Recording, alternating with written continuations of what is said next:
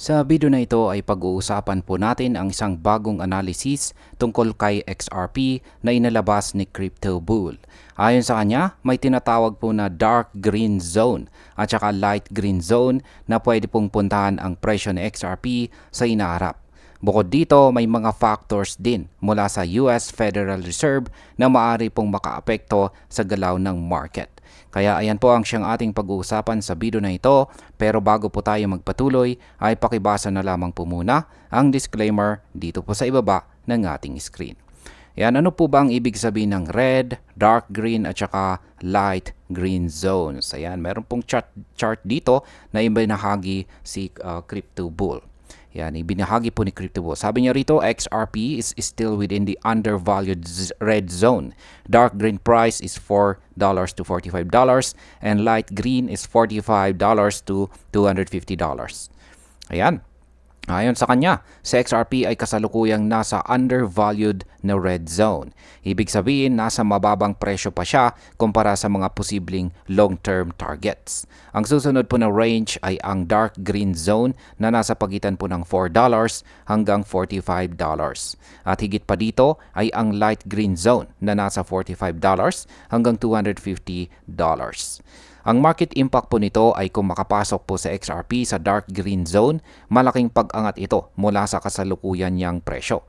Ang pag-abot naman sa light green zone ay maaari pong magdala ng mas matinding hype at saka demand sa market na posible pong magtulak pa sa mas mataas na valuation. Ngayon ay paano naman po makakaapekto ang Federal Reserve Policy kay XRP? Isa pang mahalagang factor ay ang paparating po na desisyon ng US Federal Reserve. May 90% chance po na magbaba sila ng interest rates sa nalalapit na September 17. Yan, ilang araw na lamang po yan. Kapag bumaba po ang interest rates, mas nagiging mura ang panghiram ng pera at tumataas po ang liquidity sa financial markets. Kaya ang market impact po nito ay kapag nangyari ito, mas nagiging attractive po ang risk on assets gaya ng mga cryptocurrencies. Para kay XRP, posible itong maging dahilan para magkaroon po ng mas maagang paggalaw pataas, yan, kahit traditionally quiet month, yan, or tahimik. Ang madalas na tahimik po ang buwan ng September. Ngayon ay ano naman ang pananaw ng XRP community? May mga holders po ng XRP na umaasa po na tumaas ang presyo kapag nag-cut ng rates ang Fed. Isa po sa kanila ay si King XRP. Siya po ay nagkomento na umaasa siyang mag-break to the upside itong si XRP sa oras na mangyari ang rate cut. Makikita po rito ang excitement ng community lalo na kung sabay-sabay ang technical at macroeconomic factors na magtutulak sa presyo.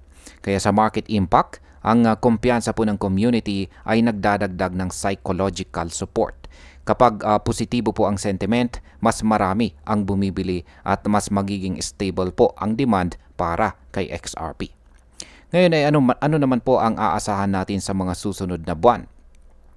Sa ngayon, sinasabi po ni Crypto Bull na maaring hindi ganoon kalaki ang mangyayari ngayong September para kay XRP.